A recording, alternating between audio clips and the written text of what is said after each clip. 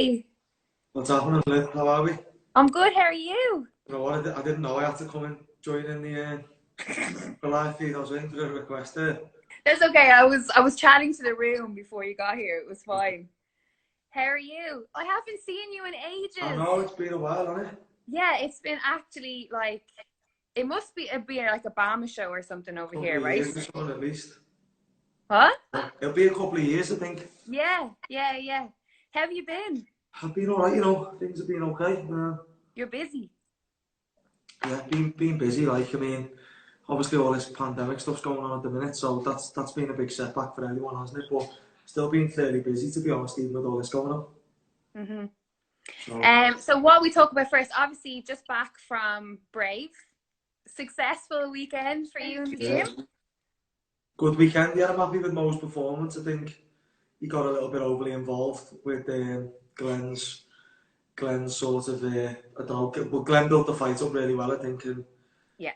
you know Mo got too involved with it. I don't think he got in his head as such, but he just allowed it to affect being focused on performing. So fair play to Glenn anyway for coming over on short notice and giving Mo a tough 3 rounds. So Absolutely. I mean, for you, obviously, you have the experience of being in there yourself. You've got in your own right, you're a very successful MMA fighter. So when you kind of have a situation like that where you have someone who is like Mo, who's like come from, obviously he's got a fantastic amateur record, but now the pro scene is it's new to him. As experienced as he is, it's a different game to the amateur end. So with stuff like that about opponents and the hype and all the talk that goes on, how do you navigate that with him?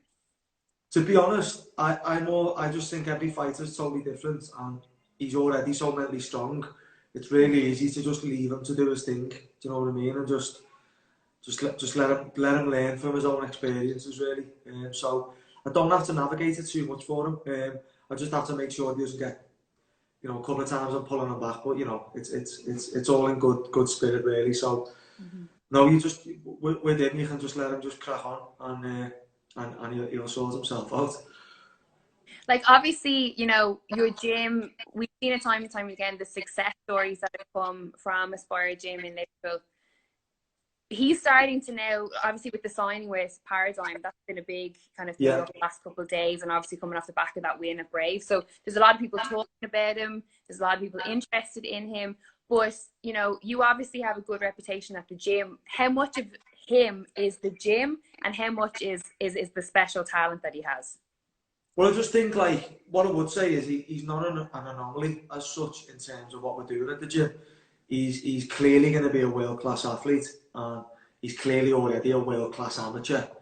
So I think all credit goes to Mo for everything he's doing right now. If you look at the height that he's managed to get into his fight, the actual, the entertainment that he brings. I think he's almost got the showmanship of someone like Conor, but then he's got the game face of Khabib. So I think as a young prospect, it doesn't really get any better than Mo right now. But I think also what helps at the gym, so many guys have got world class potential out there, but unless they get world class support, they're not going to make it. Like, you can't do this on your own, so you do have to have a good team around you.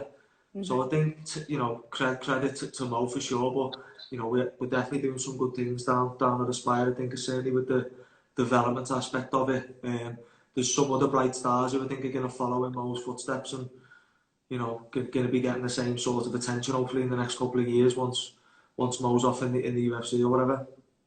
So I remember when the gym opened and you were, talking about the plans that you had in terms of it was going to be a new style of MMA facility, in terms of it was going to be, the focus was going to be developing athletes, and it was going to, take people to come in as kids, as teens, as young adults, and to have a blueprint for them to, make it easy for them to achieve what they want to achieve in the sport, and to also develop them as, positive, fully functional, great members of society. So, so where did that come from? Why was that sort of ethos important for all of you guys to bring into the gym? I just think, for me, that sort of vision that I end up developing I wouldn't have had it had I not gone through academic education in coach development. So I studied a degree at John Moores University about 10 years ago, but 7, 8 years ago actually, on coaching development, and that just opened up the sport in a different way to me. I just looked at it as you go to a gym, you learn some moves, whoever's got the best moves, you know, is the best. The coach knows the most moves, and you just got to get fit and turn up and use your moves. Like that was as simple as it was for me. You know, even early on in my coaching, I would maybe just teach a class based on what I thought looked good at the time, or I seen this on the weekend, or some guy showed me this. Whereas actually, when you break coaching down and you study it as a profession as well as MMA, so for me, I'm big at looking at the sport in two ways. You've got your coaching knowledge there and your sport specific knowledge. So for me, I learned all about this stuff, and I also got to learn about how sport was sort of, you know, managed and how it was layered. And I got to learn about the different parts of the pyramid, the sport development continuum. And I broke that down and thought, well, what would an MMA club look like if it was ticking all these boxes at every level? What would the programs do? And so far, we're kind of nearly finished all our little visions now. We're just building a classroom in what was a living space. We had a flat in there, like a little 2-bed flat, but we're knocking that into a big classroom, which is going to house all the BTEC and the level 2 and level 1, 2 and 3 English MMA coaching qual development stuff. So now we've actually got an education facility in there as well for the 16, 17, 18-year-olds who are doing the 6 form courses. So right through from our little ninjas program, which starts at 4, where we're focusing on fundamental movement, skill development, games, fun, you know, making sure they keep up with the sport just because they enjoy it that much. Going right up to our pro fighters who have now got Danny Roberts back with us, people like Mo there in the team, and there's more coming through, and you know, getting them on training programs. We've got Dan Mitten, who's recently joined the team, who's been a big help in terms of mobility and strength. So we're just looking at all the different, you know, we're looking at the real fine details. And as a club as well, I'd probably say we're, you know, in terms of MMA, one of the big things I learned on my coaching degree was it's all about self-reflection when you're a coach, and I think that's what we've done well at the gym, where, you know, where there's things that can be improved on. Me and Phil Turner, my business partner and my coach as well, who's also a black belt, he probably doesn't get anywhere near enough praise as he does. Obviously, I get it. I'm already in the sort of spotlight being a fighter myself, and I'm quite outspoken anyway. But obviously, I've got Phil there as well, who does a lot of the work in terms of developing the skill sets in the guys. So we've just got a real good thing going on, I think, and it's definitely the ethos that's the key to our success at the moment, and the atmosphere in the gym. I just think we've got a real professional outlook on it. Do you think the guys, you know, when we look at the guys that have come out of the gym, whether it's amateur or pro, do you think that the fact that, you know, they're coaches like you, like Phil being a black belt, yourself being a professional fighter, having that experience gives them a confidence that they almost trust you that little bit more because you've kind of walked the walk essentially? Yeah, it does help, but at the same time, like, I don't always think that's necessary. It definitely helps. Like, you know, Phil doesn't have to be competing MMA, but will still beat me up on the ground because that's his thing. And, you know, some of the younger guys I'm coaching are taking rounds off me and submit me in MMA rounds and stuff. So there's just so much to be gained from everyone at every level. I think for us as well, we have now maybe 20 young people who are 18, 19 who've all got coaching qualifications, who all put 4 or 5 hours into the gym.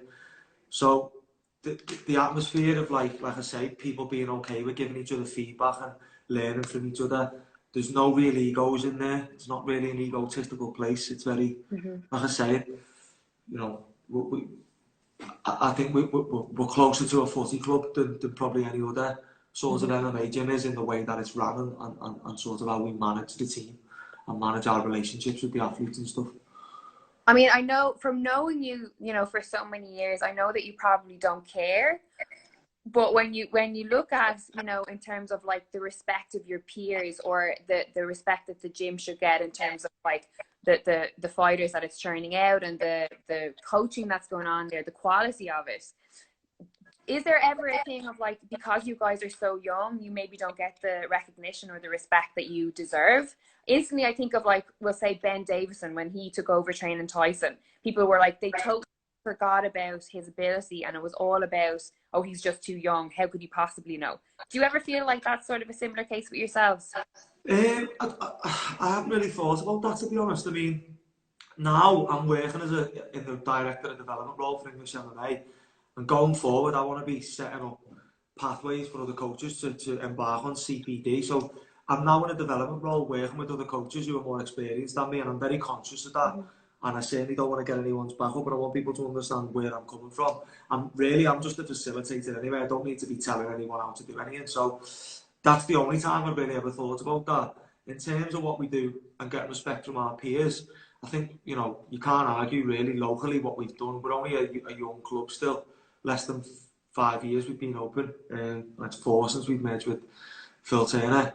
So I think for now, we've just got to let our product do the talking. Do you know what I mean? We can't be expecting too much respect from the MMA community just yet. We haven't got tons of UFC fighters or any of that stuff yet. So I think we're probably getting just recognition at the moment. I think we're doing some really good things on a development level, but the proof's going to be in the pudding. I think in 2 years' time, it might be a different story. We might have turned people like Dakota, Liam McCracken, Marlon Jones.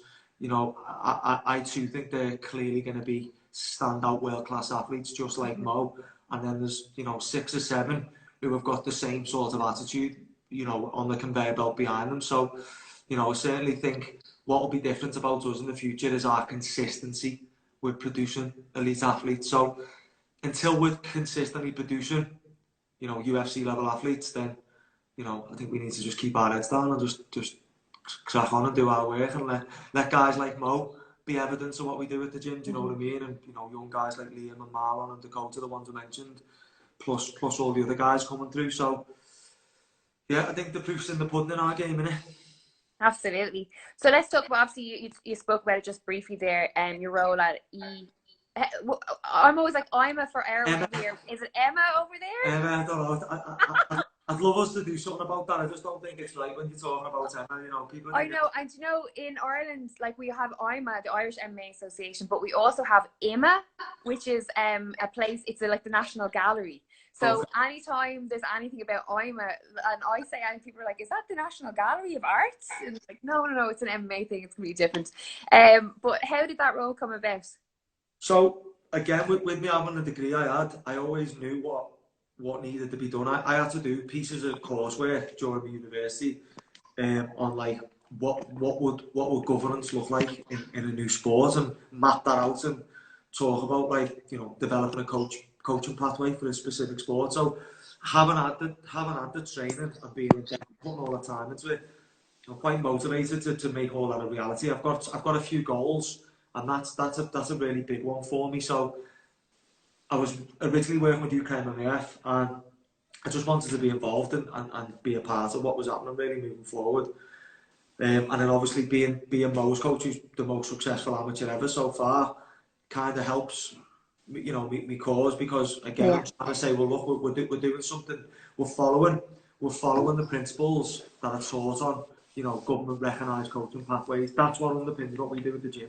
There's nothing, what we're doing at Aspire, it's not unique in normal sport realms. It's just less common in MMA because coaches haven't had the access to the stuff I've had through university. So for me, I've got this goal of getting out to level 1 to 3.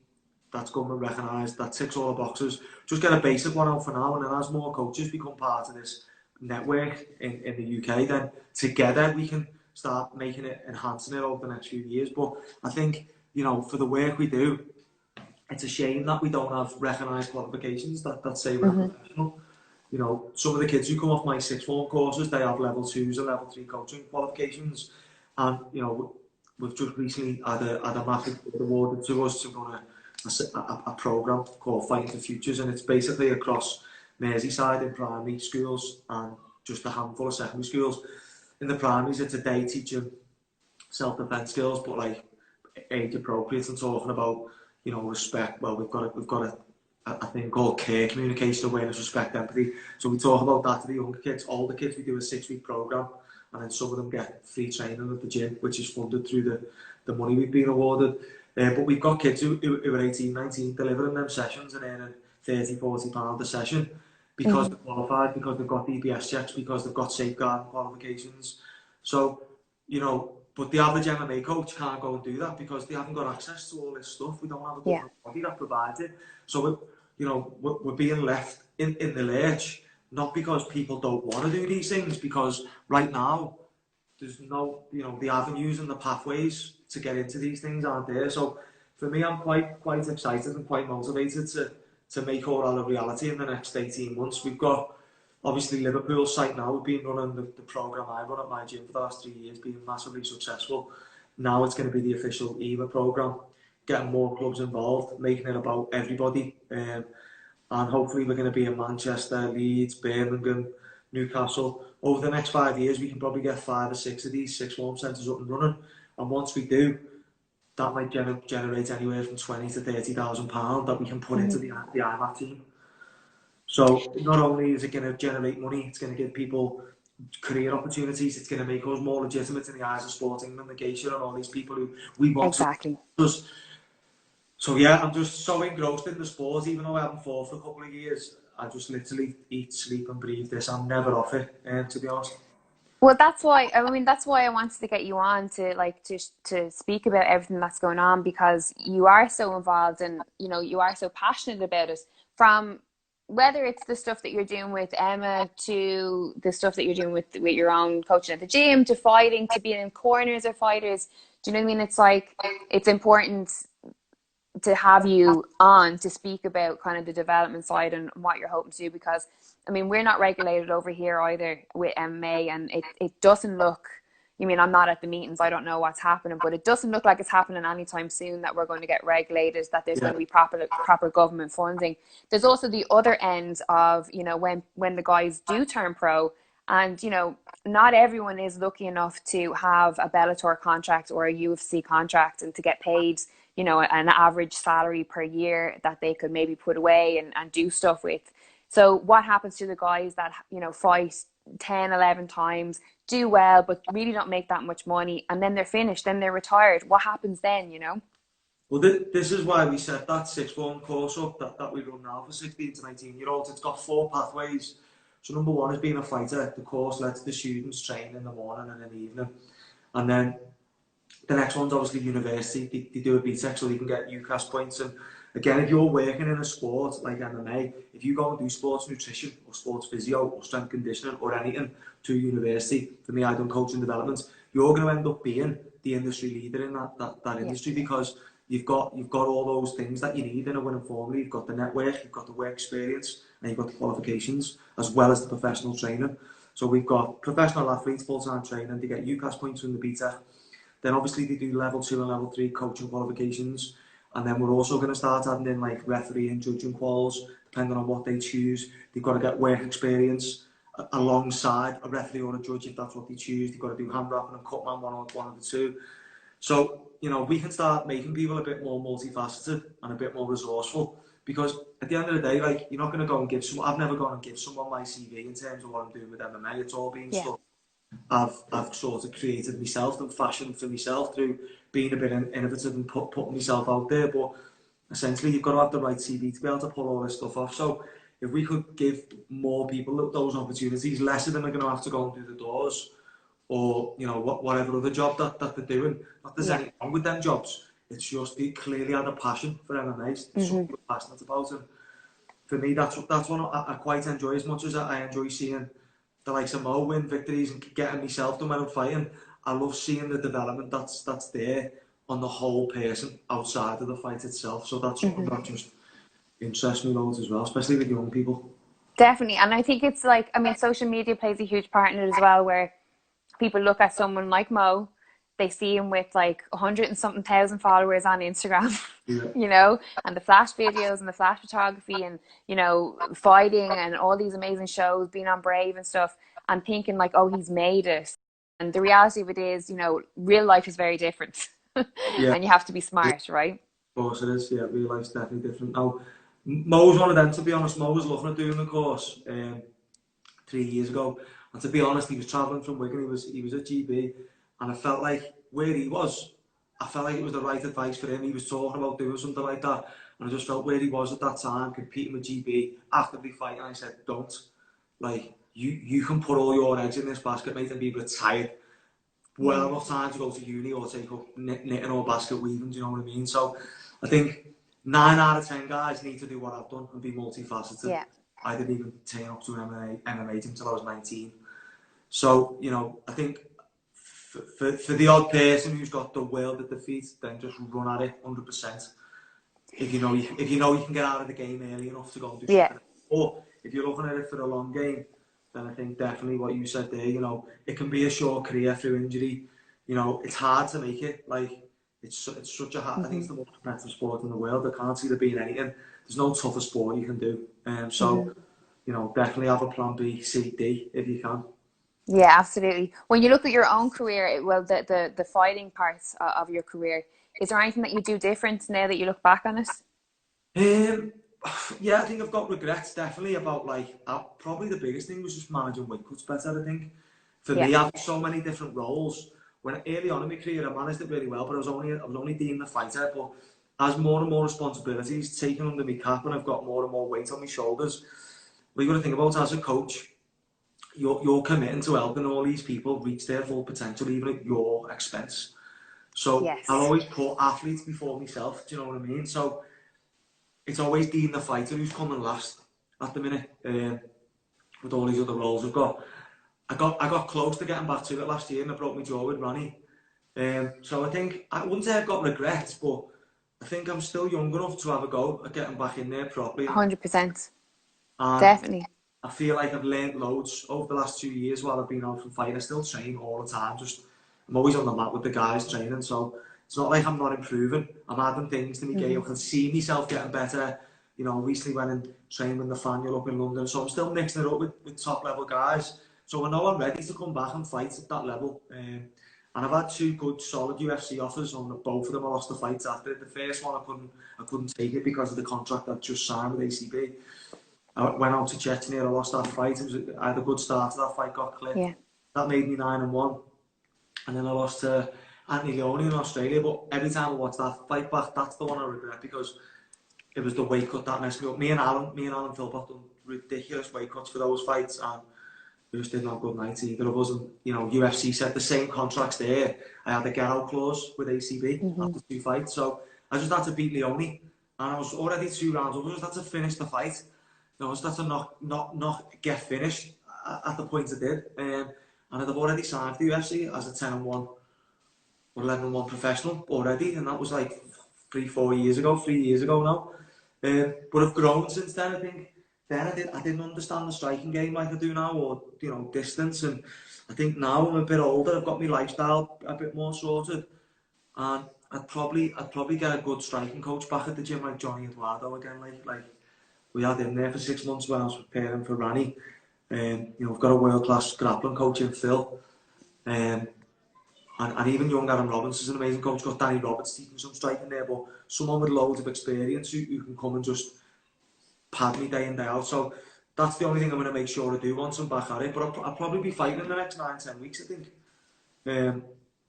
Back on Brave, I probably only need a win or 2, and I'm back in the UFC deal. So I certainly owe it to myself to get in there. And I think once I do get into the UFC, I think it'd be easy then to put myself at the forefront of everything I'm doing. We see so much now with young fighters, especially, you know, on the European circuit, the UK, in Ireland. In particular, let's look at like Rhys McKee, who just signed with the UFC, and to get that fight in his pro debut. And there was a lot of history with Rhys, who obviously, Alan Philpott, who you're talking about, they obviously trained together, they grew up together. I know you know all the team there at Next Gen. But you know, a lot of people were saying about his debut, it's the wrong fight for him. You know, it's not the right time. It's too soon. Everyone has an opinion on it, right? And then obviously when the fight didn't go his way, and then there's all the people online talking about, well, we said this, it's too soon. He's not at the level. It comes up again, right? For someone like you that's turned down the UFC, but for valid reason, is it hard? You know, do you look at kind of situations like Rhys put himself into and say, well, I'm glad that I turned it down, or it's no point taking it unless it's the right time? Because there is a conception that when the UFC call, you just have to say yes, regardless of the circumstances. I mean, I've always said I might not do that. If I was 3 weeks notice and I was going to kill myself and not perform, I personally probably wouldn't do it. Yeah. But I totally respect what Reese has done there. I think, you know, that's probably not the best fight for Reese coming into the UFC, Khamzat Chimaev, on a few days' notice. At welterweight, I think Reese is going to be much more competitive as a lightweight in the UFC, and I think Reese is going to do well in the UFC. I think he's going to have a good UFC career. I think he knows that as well. So I don't think it's the, you know, what you got to remember is you're going to learn something from that fight as well. It's all character building. We talked about it before. You know, the best fighters in the world aren't if we were to tally them pound for pound, and you broke down their fighting skills doesn't determine the level. It's all about this. Like, when we look at peak performance, there's two ways to look at it. Imagine you've got peak performance there. You can have physiological, tactical, technical, and psychological all as evens, right? Or you can pull psychological out to the side. You can have them three together, and you can have an arrow going from psychological into there, then into peak performance. Because your physiology is underpinned by your motivation. You know, your ability to get up and go and do your strength conditioning. Your technique is determined by how you process information in the gym. Your tactics are determined by how switched on you are, how you cope under pressure.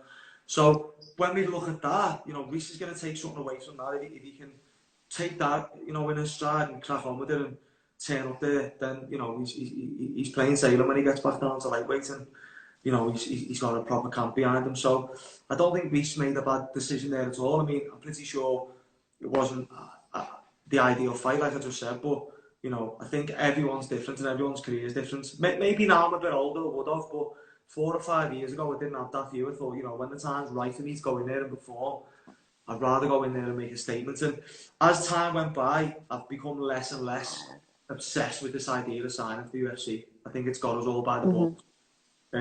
Yeah. You know, Well, this is the thing. That's a very, very, you know, apt statement. It does seem to have a lot of fighters by the balls, and I think a lot of fighters, how would I say, they, you know, if they don't make it to the UFC, they feel like they failed, or they feel like they haven't had a successful career. And it's a little bit like that sort of learn to enjoy the journey. It's kind of a little bit like that, you know what I mean? The destination is not the exactly, thing, it's you the know, process, right? isn't it? And I think there's also guys who are happy to just get the UFC. I think that's a career. But let's go back to that. Get in the UFC, have 4 fights, you're still going to have to drive a taxi or be on a door or Yeah. do another job that you didn't plan on doing. Again, not wrong with them jobs, but you think you're going to go in the UFC, you're going to come out, you're going to be made, you're going to buy property, you're going to do all this, but that's not true.